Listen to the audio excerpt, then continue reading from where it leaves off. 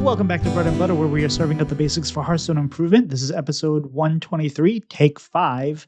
I'm Tito, as usual, joined by Pylet. Pylet, how are you tonight? I'm doing all right. Doing well. And tonight's guest was supposed to be Dragon Rider, but we had a little scheduling conflict, so hopefully we'll have Dragon Rider next week.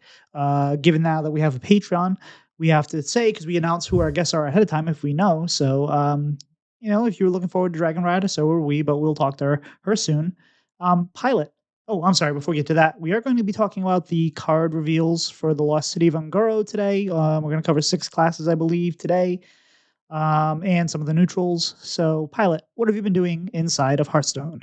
Not a lot this past week, just because of time and doing other stuff. Haven't played a ton of Standard. Played enough to clear my weekly, like yesterday, I think, on Saturday. Have been playing a little bit of Arena still with mixed results.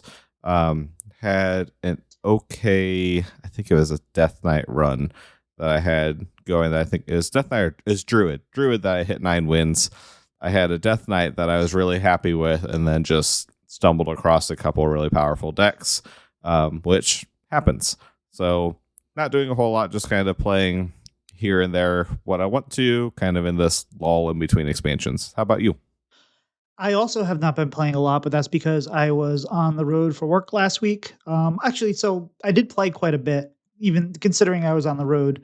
I played a lot of Battlegrounds just because it was a good thing while I was traveling in the car for a couple hours, and if I lost connection, whatever. And then I played the Buff Hunter quite a bit, and I didn't really climb that far with it, but it's still a fun deck. I'm not sure if it's good or if it's just me having some failure with it, but we roughly played about 500%. So we are right around still D5, D4, or whatever. So I have to kind of try to put some effort into that over the next few days. But it was, it's fun. I'm enjoying the new combination of trinkets and anomalies, although I've only, granted, got a couple of them in since the patch launched. Pylet, what have you been doing outside of the game of Hearthstone? Most of my gaming time the past week has been playing with the new Switch. I've been playing some of the Mario Kart, and then also got back into playing Mario Wonder, and that game is delightful. So I've been playing those for most of my, non-Hearthstone game time. Our county fair, like the 4-H county fair, was this past week, so met with my family there to eat some junk food and fried whatever we could find for a night, and then spent Saturday night with family for Father's Day, because that's what worked for all of us to get together. Nice. So I was, like I said, on the road for work, and that was fun. I was in Maryland, learned quite a bit. Was interesting. That's not stuff I can actually chat about, but I learned a lot. Ate a lot of barbecue. One of the coworkers I was traveling with is gluten insensitive, celiac, and we found a barbecue that was really good about it. So we went there a couple times. I had heartburn for a couple days, which I really don't usually get. Had a really rough night of sleeping, so that's kind of carried over to me catching a little bit of the travel, getting sick. So the last couple days have been a little rough. I been sleeping and trying to just recover. Oh, and by the way, I get to the airport and realize I had lost my license on Friday, which was not good, but we managed to get home anyway. Nothing too crazy. And today was Father's Day. Pretty much just, we did some errands, and unfortunately my energy level was pretty low, so I didn't do too much more. Outside of that, I kind of laid on the couch like a true fathers should do on Father's Day, I guess, but it was mostly because I wasn't feeling great. I'm feeling better now. I'm hoping we're kind of moving past that, but good first experience for traveling for work, and I'm looking forward to more of it. Pylet, we have a new patch. That happened kind of quickly while I was gone, so what's going on in this patch? Yes, so on Thursday we had patch 32.4.2, where we had a few standard nerfs. We had nerfs to Twisted Webweaver, which is the rogue draw engine that was nerfed to 2 mana. Crystal Cove, the location, was changed from 5/5 stats to 4/4. Magical Dollhouse was bumped up to 2 mana, and Divine Brew, the Paladin drink, now does not give attack if you give it to a minion that already has Divine Shield. So they wanted to kind of make another pass here at Standard before the set, and these were all in decks that had some pretty big burst turns. So they specifically said that they wanted to slow those down or make them a little bit clunkier for those outliers. And we also had one wild nerf to Draka, where they hit it in the last patch, but it wasn't enough, so they capped Draka at a 10 attack dagger. We brought anomalies were brought back into BGs with Trinket still in, as you kind of talked about. So we have a little bit of chaos going in there. And then there was, I think, one notable bug fix with Endbringer Umbra, which was the free legendary from the pre-order patch. It will no longer trigger additional death rattles that are given to death rattle minions. So most common thing was in Hunter, where you have a death rattle, something like an egg, and you put Amphibious Spirit on it. It's not supposed to trigger the spirit as well. It no longer is. So that is fixed. Fair enough. So I have not played too much since this patch dropped. The things I've seen online is that we've been seeing a lot more Starship decks, especially with the piece that gives you more armor again. Is that true? Have you seen a lot of that, or how's the meta looking so far? I was gonna say I haven't played enough to see what's kind of popped up from this, but I know that was the day one of the patch. Everyone was jumping on that, talking about Starship Death Knight specifically seemed a little too powerful. But seems like that might have settled down a little bit, but I haven't played enough Standard to feel it myself the past week. Fair enough. This past week, speaking of the past week, there are some events for the new patch and for the new expansion that have dropped. We had the first one on Friday, which I did not catch. It was Dinos versus Turtolans. Did you catch any of this, Pilot? What was this about? I didn't, but I heard it was just a short stream that was just one of the goofy, very Hearthstone-like things that they did. I haven't had a chance to watch the VOD. I know that is up on YouTube. I heard that it was fun, but I was busy that day and did not get a chance to watch it. Yeah, it looks like they had 4 lizards versus 3 tortoises, and they were competing in a variety of events. Interesting. Yes. It's definitely a different change from the crab rave, which we haven't had in a while, or the undead rave that we had for a little while there. But so that's the first event that you can't see unless you go to the VODs, like Pilot said. Theory crafting streams will be on June 26th and 27th. June 26th will be North America, Latin America, and Europe, and APAC will be on June 27th. As usual, Sottle, Lorenda, Edelweiss, and Raven will be calling the theory casting, and they'll be bouncing around from game to game from 9 a.m. to 5 p.m. Pacific time. So you'll be able to watch that. There'll be Twitch drops enabled, so you can pretty much watch them or any of your favorite Twitch streamers. And then there's this thing called the Raren Rumble on June 28th, where 8 TCG streamers are coming together for a brawl. They'll split into 4 teams of 2 and build decks using cards from the upcoming expansion. We'll get a sneak peek at quests and dinosaurs and all that kind of stuff. So it's broken into 2 teams, it looks like. We have Raren, Covert, Go Blue, Voxy, and Amy the Amazonian, Raffle in day 9, and Nitham and Simo. I don't know how that team is. Yes. I don't know. Oh, so they're broken down. So it's Raren and Covert Blue. 4 teams. Voxy and Amy the Amazon, Raffle in day 9, and Nymian and Sinamo. So that'll be fun. Then we have the pre-release brawl, which will be July 1st through July 8th. It's nice that we're getting all this ahead of time too, so you can actually do a little bit of planning. Yes. So this is the brawl where you get to play with all the new cards. You get to open your packs and play with them. It's been a pretty big hit over the last couple expansions. I really enjoy it. You get a meta that's not the meta, is because of limited sets. Open the Lost City and Goro packs, build a deck, and compete. Do we have the list of decks that are available? Yes. So we will have core set, event set, Emerald Dream, Embers of the World Tree mini set, as well as Lost City of Ungoro. A couple of notes with special banned cards and additions. Creature of Madness and Hamul Totem will be banned from the card pool. Probably a good choice. And then a couple of classes are getting some extra cards added in to help support quests and new cards from the expansion. So Hunter is getting Painted Canvasaur and Tyrannosaurus. Priest is getting Nightshade Tea, Orbital Halo, and Silver Moon Brochure. So something spell related. We haven't seen the Priest cards yet.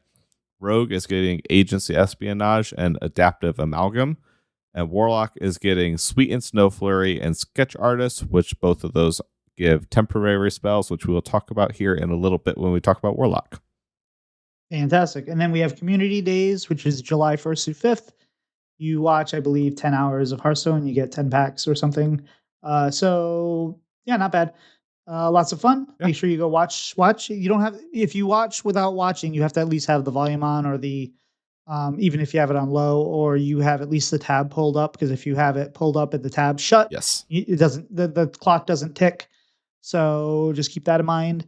There's also the pre-purchases right now, and they also have this new thing, and I'm not going to give you any details about it, but if you buy both bundles, they also have a sequence bundle, which also has extra cards that you can buy. So if you ever bought the two bundles and you're like, well, I wish I could get more, they have that out there for you. It's a fairly new thing. I think they did it last expansion too. But yeah. So that's Yeah. kind of the events and stuff. Oh, and Pylet, I didn't realize you had already put those things all out there for me. Great. Thanks. I was just looking at the website. I'm not used to somebody else doing the show notes. This is great. Pilot the show notes tonight. No, you did a great job. Why don't you bring us into the new expansion? So let's start there. Yeah, so we referenced it last week, but with talking about Arena, we wanted to focus on that and just kind of give an overview. So a couple general things for the expansion that we didn't talk about. We talked about quests were coming back. We talked about Kindred as a new keyword. We have a couple of cycles of cards like we always have with the expansions, where it's not a keyword, but all these cards kind of do a similar thing. So we have stories, which these all reference the original Ungoro quests.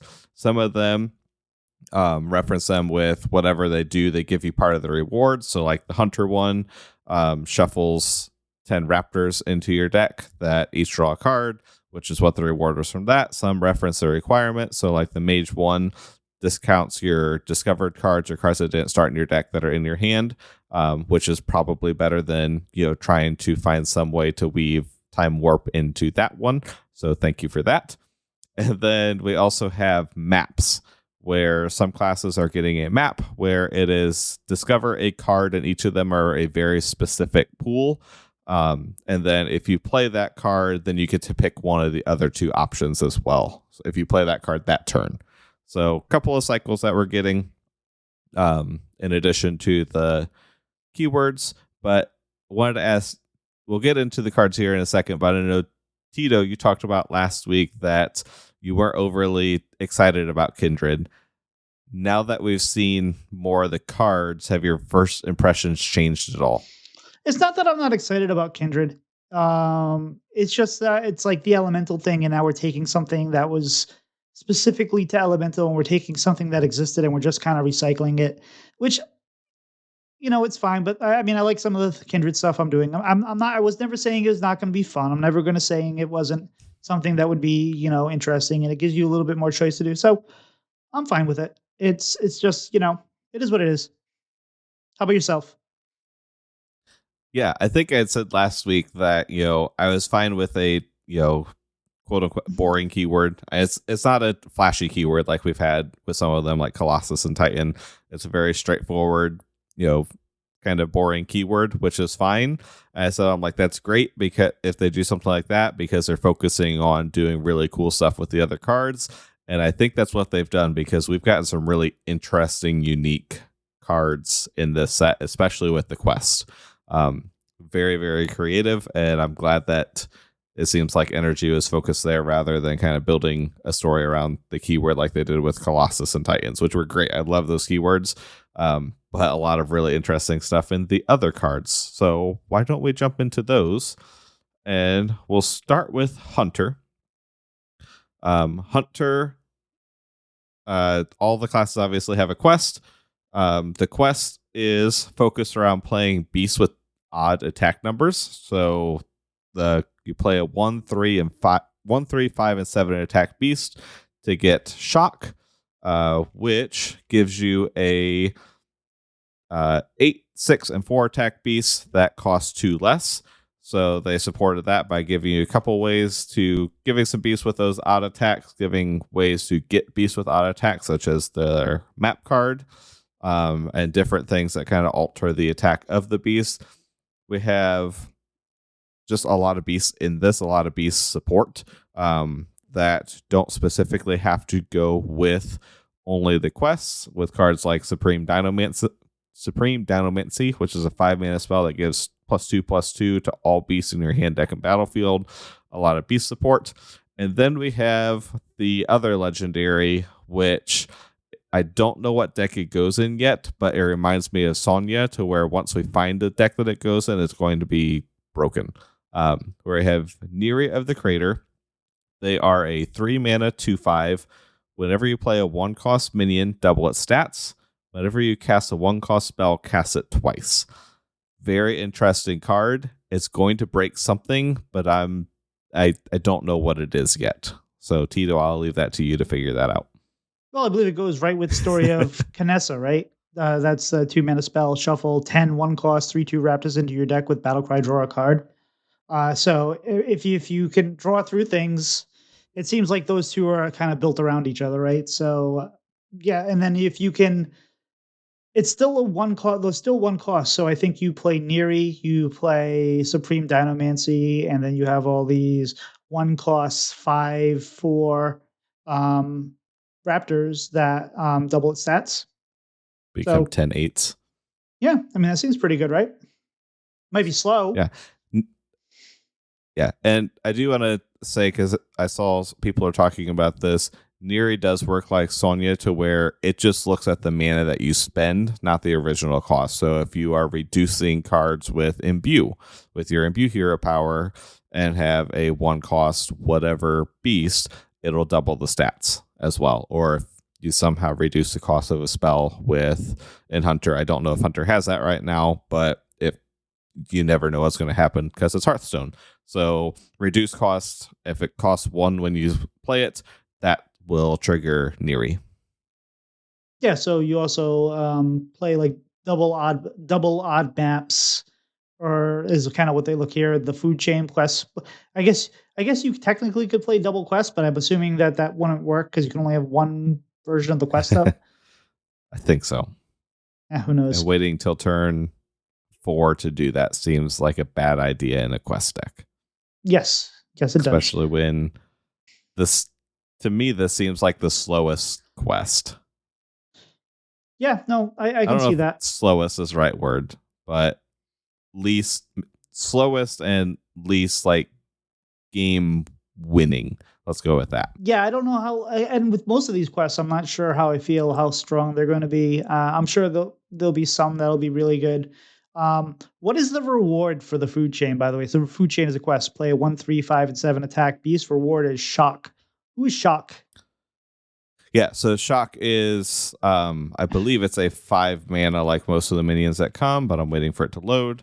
I know it gives you get a battle cry, get a random 8, 6, and 4 attack beasts, set their cost to 2.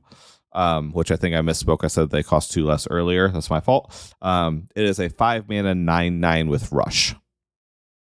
Now, when you get those cards, So it those does at cards least you get to impact your the board hand, right away. you get them to your hand, right? Yes. They don't just okay. To your hand, and they cost 2. So, All right, so I did not look to see what the 8, 6, and 4 attack beasts are currently in standard. I know one of the 6s would be King Plush. So 2-cost King Plush might not be the worst thing. 8s, I can't think of off the top of my head. All right. Well, I mean, Hunter looks interesting, very beast centric, and I'm sure we'll do some fun things with the what do you call it? The previous mechanic for the set, reducing the cost of things. I think this shows a little bit more why they wanted to nerf Imbue by nerfing like the big OTK stuff rather than the rest of it, because I think that this pushes more of a imbue with a lot of beasts, and you're just using it to buff their attacks rather than focusing on one or two big beasts that you're trying to get to. Um, Looking at the quests, there's plenty of ones and threes. Fives aren't too bad for options. Seven, we only have two 7 attack beasts right now. We have the T-Rex, the Tyrannosaurus, and we have one that I forgot to write down. Oh, it's one from the new set. 6 mana, 7/5 rush. Terrorwing Ravager, which does have Kindred, cost 2 less. So if you're playing a beast deck, it will probably cost 4 because you're doing Kindred stuff. But those are the only two 7 attack beasts we have right now. So you're going to have to put those in your deck and draw them, or really work to get to that 7 attack beast. Fair enough. So it looks good. It looks fun. I'm looking forward to playing some Hunter, especially if we can get some. I don't think they have a ton of draw, but maybe with some Discover, you run some of this with a Discover package and get a couple copies of things and all. I don't know. It should be fun. I'm sure CDC and Lenny and all them will have fun with this. How's Warlock looking? So Warlock definitely got one of the most interesting sets, and I think that it's going to be a powerful set. So where their quests and a lot of their cards are built around temporary, which is a keyword they added last year for a thing that they already had, where temporary is, at the end of your turn, if this is in your hand, you discard it. So things that we've seen from like the Snow Flurry, the 3 mana neutral that gives you 2 frost spells that are just for that turn, or Solarium. Those temporary cards are what you're trying to do. So its quest is play 6 temporary cards. And if you do that, you get Underfell Rift, which is a 5 mana spell. Open a rift to the Underfell, throw in a card to summon 2 random fell beasts, and you can do that once per turn. So the way that this works is it'll pop up a portal on your board, and so that you don't accidentally trigger it, you will click on it, and that will let you drag any card from your hand to toss it into the portal, and then you will get 2 of the fell beast, which are 5 mana demon beast. One of them has rush and lifesteal. One of them has charge and elusive, and is the rush lifesteal is a 5/3. One is a 4/4 charge elusive. The other one is a 3/5 taunt reborn. We also have a couple other cards that reference those, such as Death Rot Maul, which is a 6 mana 2/8 taunt death rattle, summon a random fell beast. I don't think any of the other cards summon fell beasts in this set though, so it's mainly just coming from the quest reward. And with that, we have a bunch of stuff that gives you temporary cards or interacts with temporary cards. I want to stop and talk about this first, because this is probably the most unique quest that we have. I think this quest is really strong. I think this is going to possibly be the best quest. Yeah, it seems good, especially because it gives you a lot of temporary support. So it's not just like 3 cards. There's multiple ways that you have to draw a temporary. You got a location that gives you temporary cards. It's the blood petal biome, which is a 1 mana, 2 durability location that Yes. has discover a temporary 1 cost minion. That's going to be a quick way to get it going. And I think the best card of the set that I've seen so far is Cursed Catacombs, which is 0 mana, discover a minion from your deck, make it temporary. It's a find a Yep. card you need and play it now. That just seems really, really good. And it's discover, so it's not like you're going to possibly miss on it. So there's a lot of power potential there. So yeah, I think that this quest can be really good. The random fell beasts the fell beasts themselves seem pretty strong. And even the other legendary seems fairly solid because it's a 4 mana 7/7 demon beast with battle cry. Discover a random card. I'm sorry, battle cry. Discard a random card from your hand. When I first saw that, I thought we were gonna have some discards, but no, it's just the one.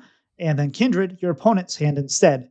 So as long as you played a demon or a beast before this, when you play this, you have a 4 mana 7/7 that has upside, not downside. So I think that's going to be a very strong legendary we're going to see played as well. Yes. And then, yeah, all I don't know about the story of Lakari, which is a 7 mana spell. At the start end of your turn, discard a card and fill your board with random 3/2 imps last 3 turns. That one's kind of interesting. I'm sure there's something we can do with it, but it's a little strange. Yeah, I don't think that card is going to see much play. Caustic Flames, I think, well, we have a couple of Fell Spell support cards here with Flames, which is a 4 mana, destroy an enemy minion. Kindred, deal 2 damage to all minions. So a little bit of a board clear if you have enough Fell Spells in your deck, which Cursed Catacombs that Tito talked about is a Fell Spell. And then we have Whispering Stone, which is one of the weird cards from the set. It is an epic 5 mana 0/8 taunt. Death Rattle, get 2 random Fell Spells. So they cost health instead of mana. I think the Fell Spells are way too all over the place for this to be good, but it'll be randomly generated and do something for somebody at some point is kind of where this card fits for me. Yeah, I'm very interested in this quest, especially in some sort of Zoolock type deck. I think you go aggressive, you play the temporary stuff, and then, as you get to those later turns where you have a temporary card that you can't play for some reason, or you have a 1 mana card that isn't going to do anything, you toss it into the Rift, and now you have 2 5-cost Fell Beast, and you just have this constant wave of these Fell Beasts coming. I think that right now, I think this is probably a top 3 quest for me, which I know is not saying a lot when we only have 6 of them. But this quest seems very, very powerful.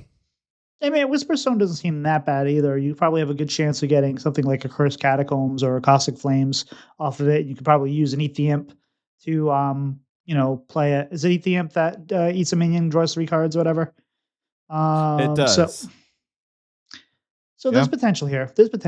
But yeah, it's definitely a weird set. I think Whispering Stone is one of those cards we're going to see break wild on some level because it's going to make the Demon Seed more of an issue again or whatever. But, it is what it is.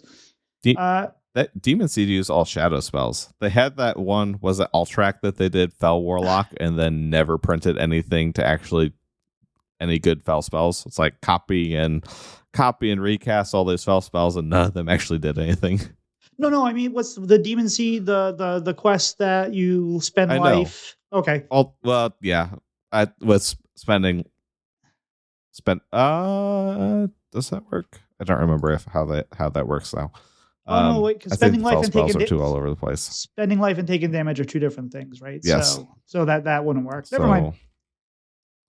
Yeah, so we'll see. The Fell spells are very all over the place because we have things like Healthstone, which is the tradable restore all damage your hero has taken this turn, or we have things like Bad Omen, which is summon 2 6/6 demons with taunt or in 2 turns summon them. If you're building a starship, summon them now.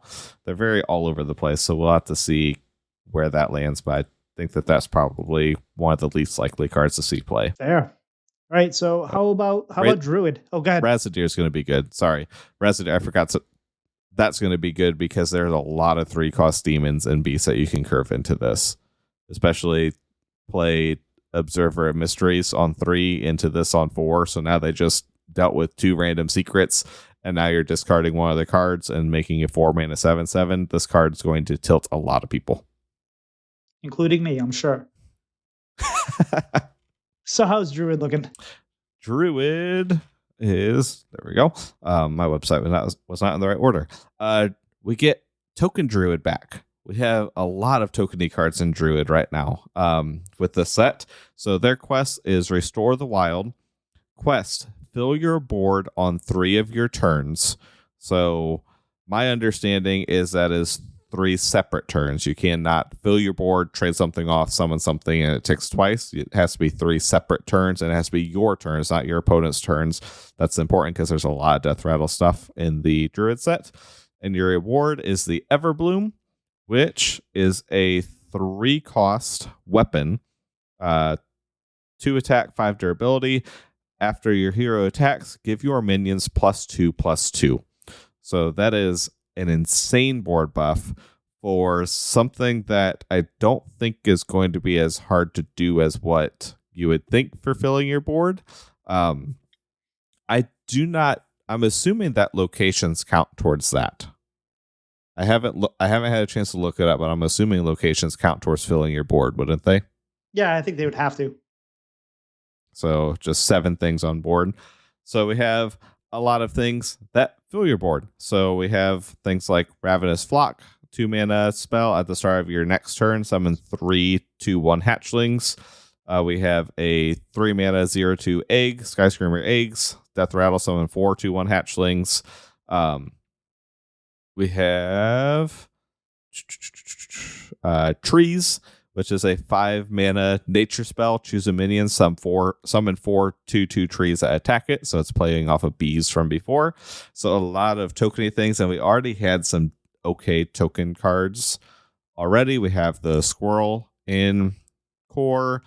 We have the 5 mana spell that summons 2/3 taunts and buffs the board if you fill it. So a lot of stuff going on there. We also have a reoccurring minion with the set. We have a 4 mana 5/1 Eternal Blood Petal. Death Rattle, summon a 0/1 Eternal Seedling. That when it dies, you summon an Eternal Blood Petal, so it resummons itself. And kind of goes with Life Cycle, which is a 1 mana nature spell. Destroy minion, summon a random minion of the same cost to replace it. So if that's on a Death Rattle, you're getting an extra minion in addition to whatever the Death Rattle summons. So thoughts on Token Hunter? I'm excited. I've missed Token Hunter. Yeah, it definitely seems interesting and fun. There's also the one that summons 2/5s with taunt as well. There's a spell there. I forget what it is, but I know I've seen it recently. Yeah, no, this seems a lot of fun. I like tokens. I know World 8 will be very happy. Big fan of Arbor Yes. Up kind of decks, and it's Yep. not treant. Like even though we have one card that plays treants, it's not all treants. It's more Zooey, which is kind of fun. And I like the fact that we have tokeny Druid rather than Big Druid. Oh wait, there's still Big Druid. So there's not a lot of big Is cards here. The fact that the only card that costs more than 5 mana is the other legendary, which is Low, the Living Legend, which is a 7 mana, 7 mana 5/5 battle cry. Your minions cost 5 this game, which, could be fun, but I don't know what we're playing it with. I'm sure we have other older cards that'll work fine, just fine with this. And the 2 mana Story of Barnabas spell, which is draw a minion. If it has 5 or more attack, give it +5 health and gain 5 armor.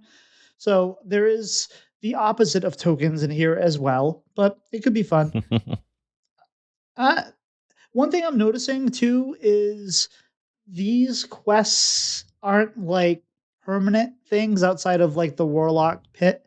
So it feels like they're not necessary. They're game definers or things you want to get to, but it doesn't feel like, hey, once it happens, then things are just done, right? Like there's still chance to overcome. I feel like these are toned down a bit from previous quests in a manner that it just doesn't end the game on the spot. Does that make sense? So I get what you're saying. They're not quite Stormwind quests. They're definitely not Stormwind, mage quests where you're getting spell damage for the rest of the game, or Warlock quests where you're, killing your opponent with your own cards, and your own health totals. But they are pretty strong. Like the Hunter one is the only one that sticks out to me as this is not something you play as necessarily a win condition. You build a deck around it and it gives you more stuff to do, but it's not necessarily like this is winning you the game. The Druid quest wins you the game because you fill your board and now you get it's only a 3-cost weapon. And you're going to be able to play that most likely the turn that you finish filling your board for the 3rd time. And then that is 14/14 in stats that turn from that weapon swing. That's a lot of stuff. And if it's not a heavy control deck, they just die in 2 turns. So I think that this one, when we get to the Demon Hunter deck, that is a win condition, and that is, going to kill your opponent, but they're not all like that, which is probably a good thing. And they're kind of giving some of these classes that didn't have currently don't have a super high lethality deck. I would say something like that, which hopefully balances things out. Oh, and one thing we should mention that one of the things that used to feel really good and really bad when playing against people playing quest decks is burning their quest reward. That is no Oh longer yeah. something that happens. You now, if your hand is full, it will wait, kind of like the battlegrounds. Sometimes it happens in battlegrounds, although I don't think that tech is always working the way it's supposed to. If you got a quest reward and you don't have room in your hand, it will wait until you have room in your hand and then appear. So there's no longer the ability to kind of trigger your opponent's quest somehow and make them lose their quest reward. So it's probably a better change, Yes. but it definitely takes a little strategy out of trying to time things or whatnot. But it's Yes. cool. And I think every quest we have seen so far always involves stuff that you're doing in your turn. So I don't think that we've seen one that involves your opponent's turn yet. But yeah, they added in the rules changed to where it works like spellcraft in Battlegrounds. So where if you have a full hand when you start your shop phase and you have Naga on board, you'll always get those spellcraft from them once you have space in hand. The quest reward is going to work the same way. Which I think was mainly done because of the mage quest when we get there, because you're probably going to have a full hand as mage most of the game. Yes. And I believe this is also retroactive to all other quests too. So that's no longer an option in Mhm. Wild. So just something to remember. I'm sure we'll all forget at one point and be like, what? Oh, no. Oh, well. So speaking of, oh, what? Oh, no. What's Demon Hunter doing nowadays? Demon Hunter is doing 2 damage. 2 damage all the time is what Demon Hunter is doing. So their quest is Unleash the Colossus. Quest, deal exactly 2 damage to an enemy on your turn 15 times. Reward is Garashi Colossus, which will not pop up for me. There it is. Which is a 5 mana 8/8 battle cry for the rest of the game. Whenever you deal exactly 2 damage to an enemy, deal 2 more.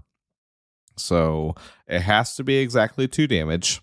I know getting around that, but Demon Hunter has a lot of ways to deal 2 damage right now, and they got a lot more.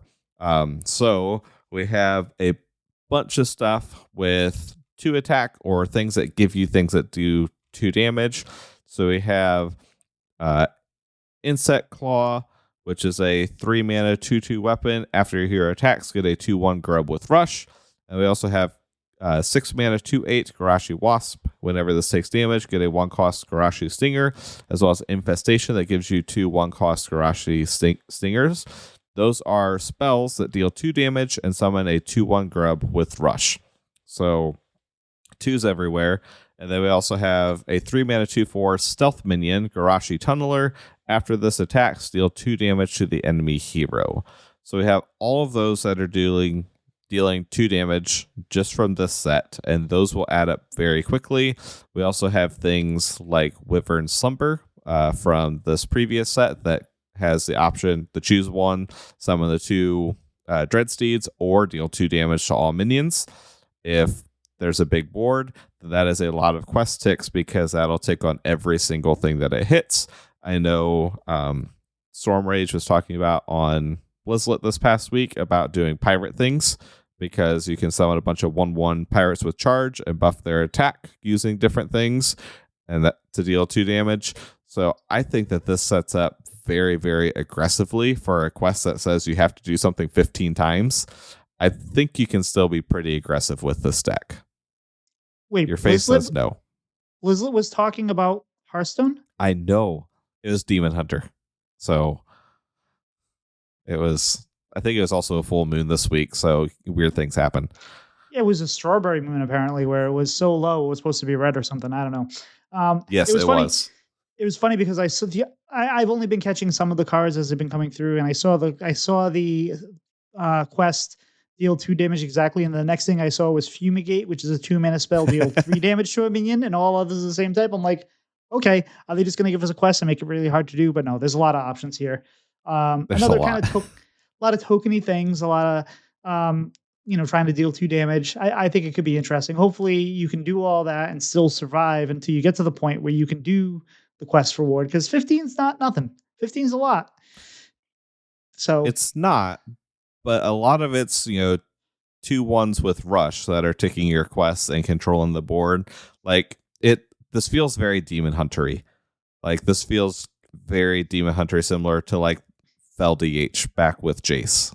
It feels very on brand for the class. okay, yeah, no, I agree. It's definitely feels like. I remember we wanted token DH to work for the longest time, and like it never did, and then it finally did. So yeah, I I think it'll be tried.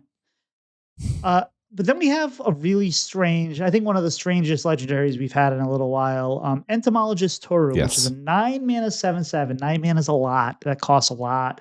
But Battle Cry, put each minion in your hand into a 0/1 jar that costs 1. Break them to release the minions.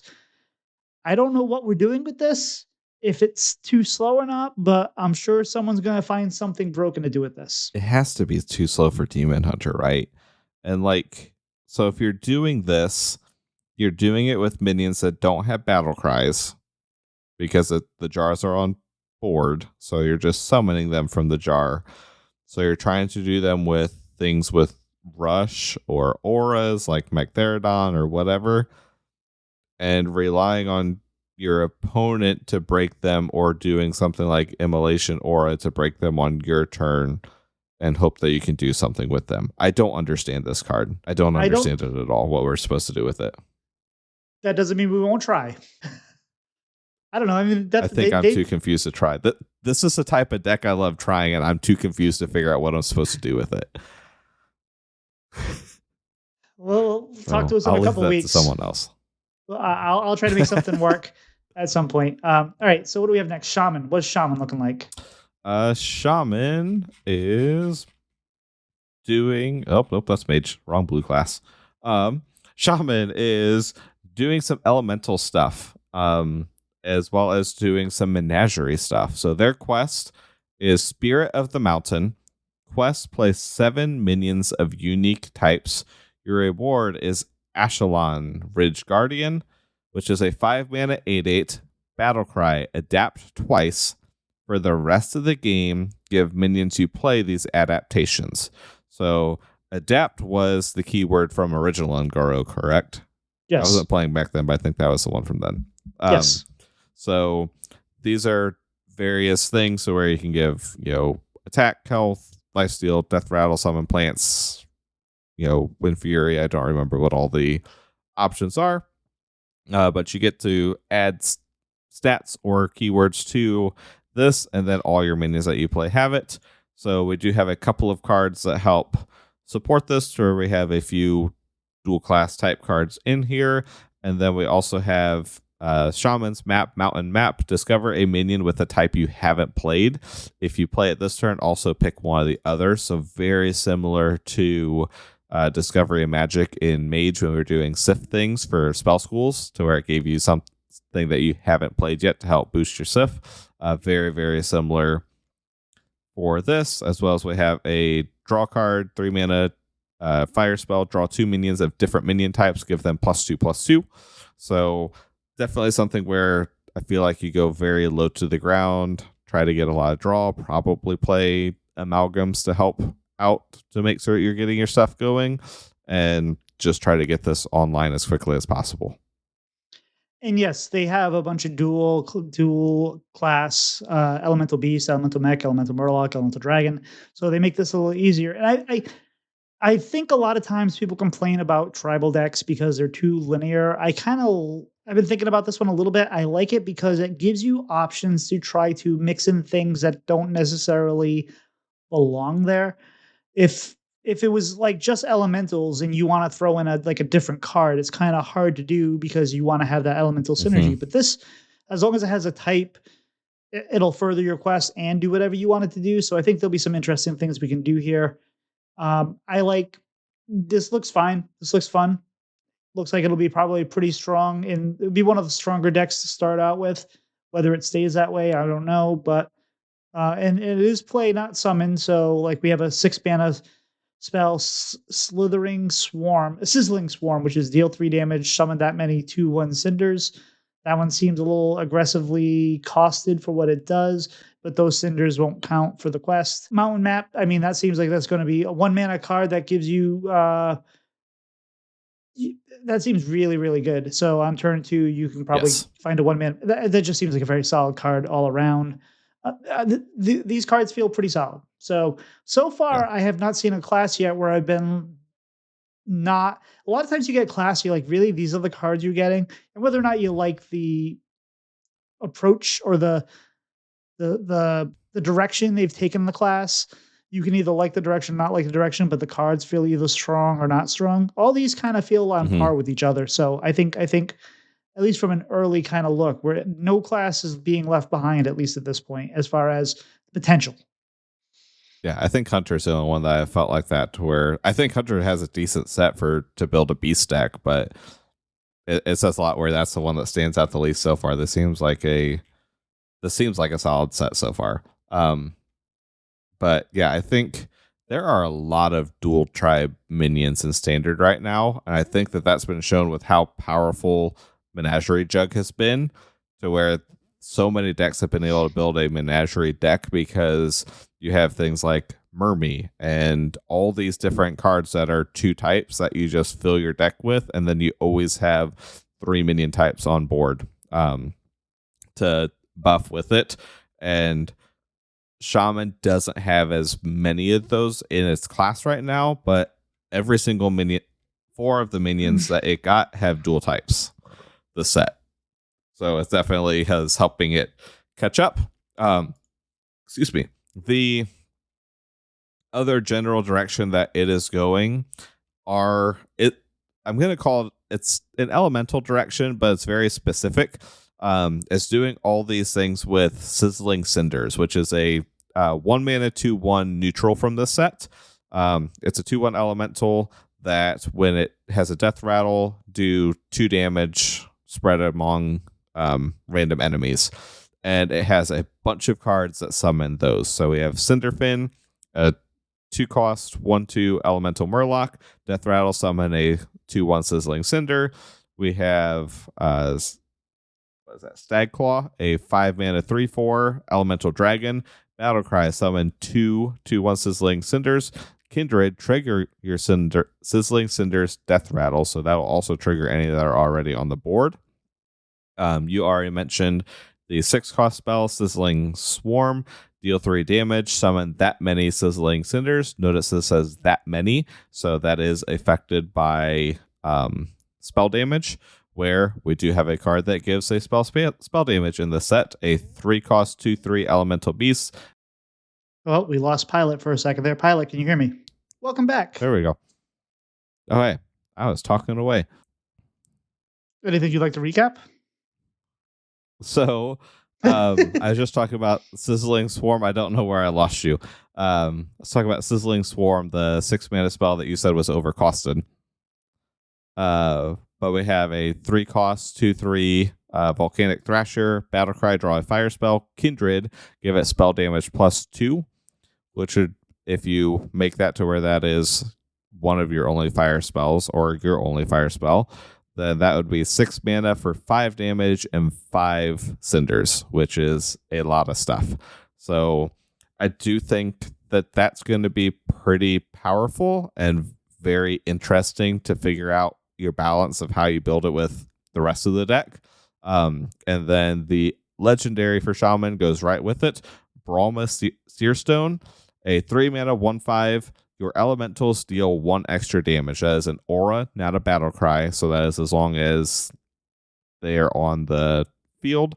But all of your cinders are elementals, so those would all deal extra damage when their death rattles trigger as well. Shaman looks fun. Yeah, Shaman does look fun. You know what else looks fun? Mage. What do we got going on in Mage? So Mage has what I was talking about this time 4 months ago or 3 months ago, whatever the last set was. I said we're like 1 or 2 payoff cards away from a Casino Mage happening. And we got the payoff card because we got the quest, the Forbidden Sequence. Quest, discover 8 cards, reward the Origin Stone. Where the Origin Stone is a 3-cost weapon. It's a 0/8 weapon. After you discover a card, this plays the other options. Lose 1 durability.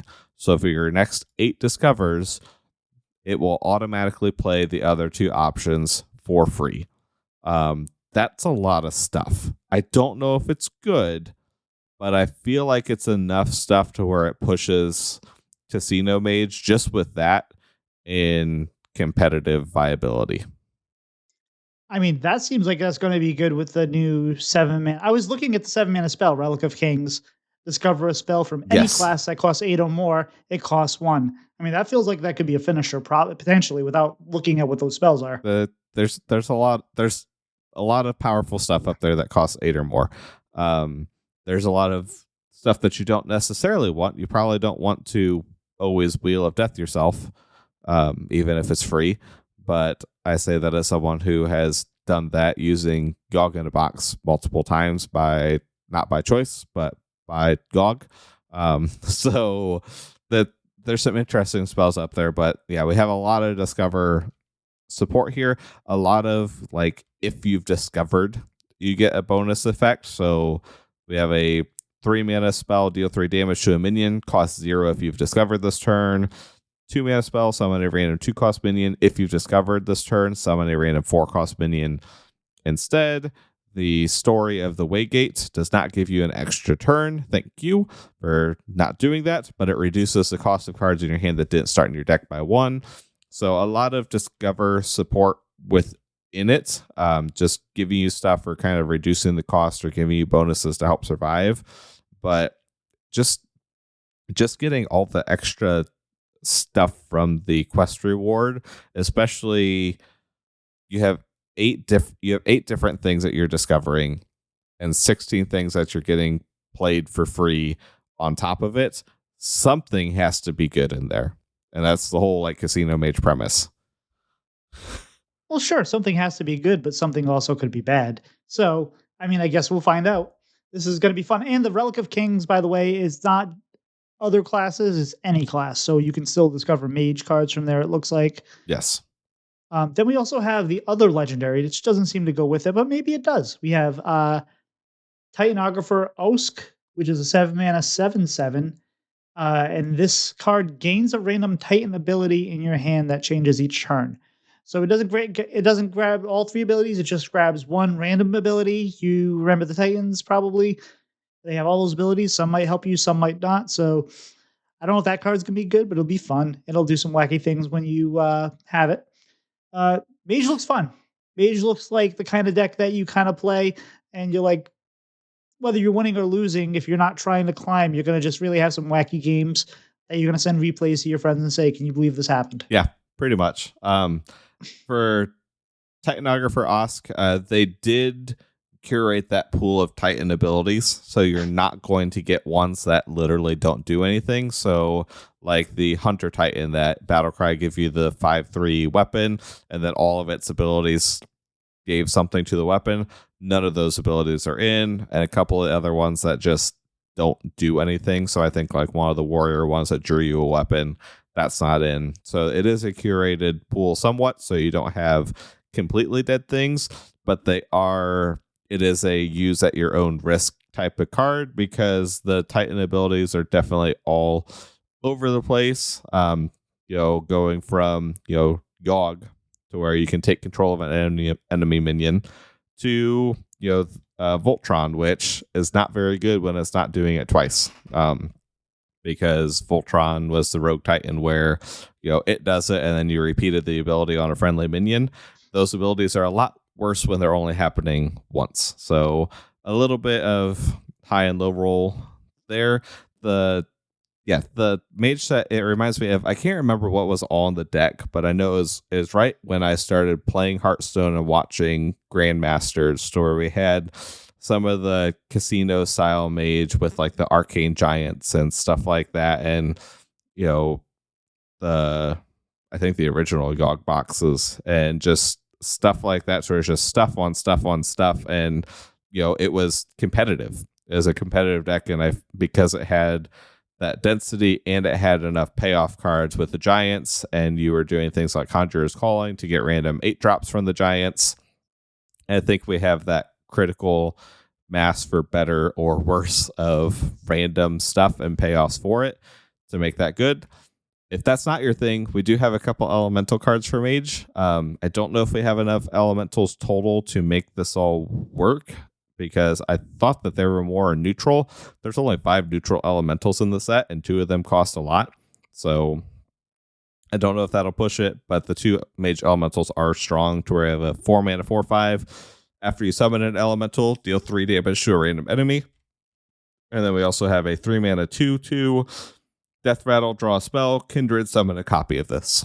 So we do still have Saroon from last year and some of the elementals that came with that, but I don't know if there's quite the density to go all in on elementals like you would want to. No, and I think they just kind of made sure they had some elementals in Mage because they had to, have a throwback to that. And like you said, I don't know if there's enough support outside of that to be valid, which is fine. I think there's enough going on here with Casino Mage, and some people really, really hate Casino Mage, so it'll be interesting. I'm sure some people will be ready for that to go. I like it, but yeah, I'm looking forward to playing it. How about the neutrals? Are there any neutrals that kind of catch your eye? I didn't look much at the neutrals, other than trying to look at a couple that I thought went with, a few of the sets that we talked about. So like Mage has a few elemental cards to support. So like Sizzling Cinder, the Shaman, all the Shaman cards to summon this, that would go in Mage. Blob of Tar is an elemental that we talked about last week. That could go in Mage very easily. So couple things. For Druid, we probably have something that summons copies, but I did not look that far because I was waiting until we saw all the cards to really dig deep into the neutrals next week, if I'm being honest. That's fair. I do the 2 noticeable things I saw is I think Sizzling Cinder, while it looks like a Shaman card, also seems it's going to slot right into DH, given the whole 2 damage thing. And sorta. The Death Rattle would not trigger because it does 2 damage split. So it's 2 1 damage pings. Well, okay, fair enough. And City Chief Esho seems slow, but also really good in a Menagerie deck. So I guess we'll not in the anti-Menagerie deck. I'm sorry. Like, yes, it might be not good Menagerie.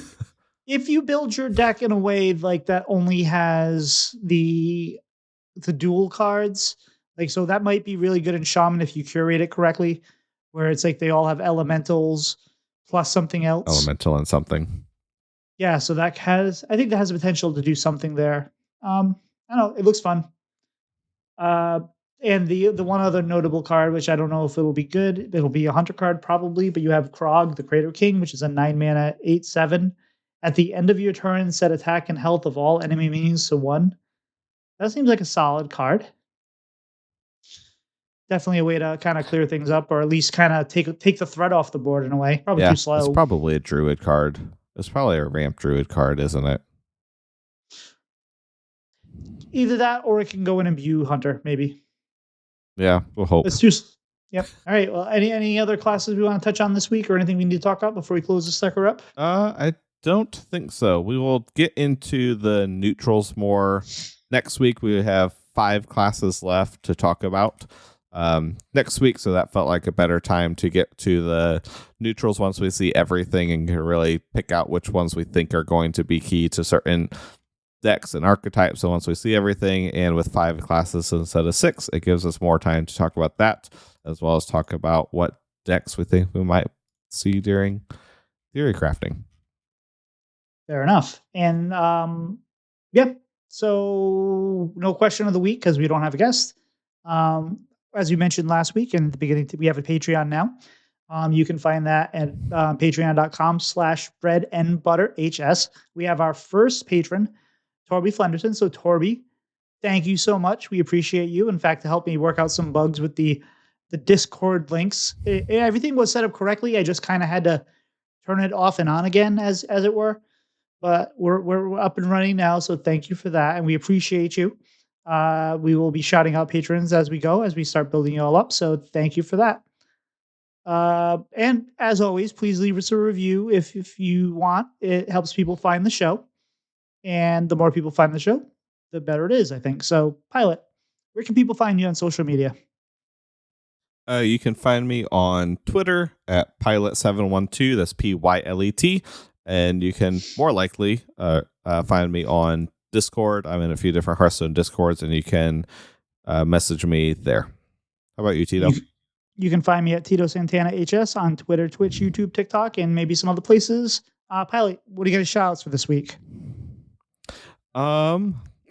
I feel like I had a shout out, and then when we were fighting with my internet issues and me being the cause for take 6 of the intro, I forgot what it was.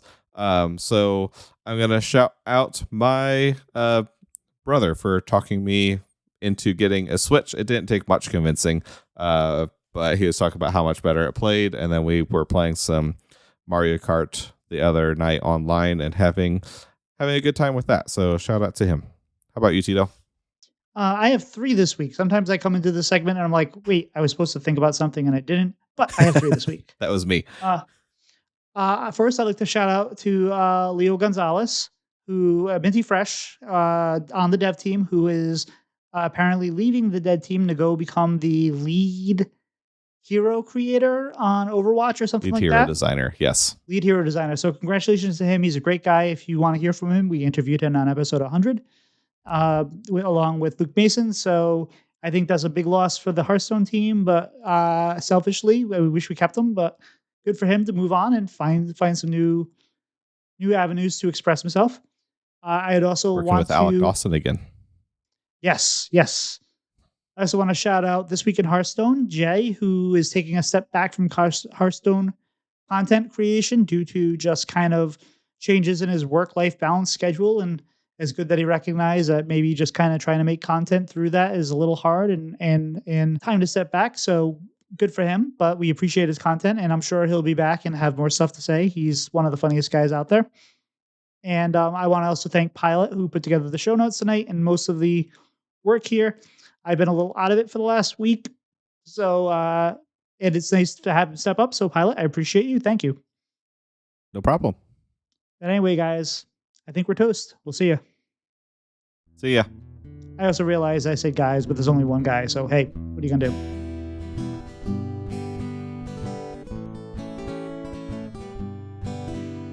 Slide two brothers meet one another when they slide up to the mic. It's bread and butter with one another. Let's start up that recording light.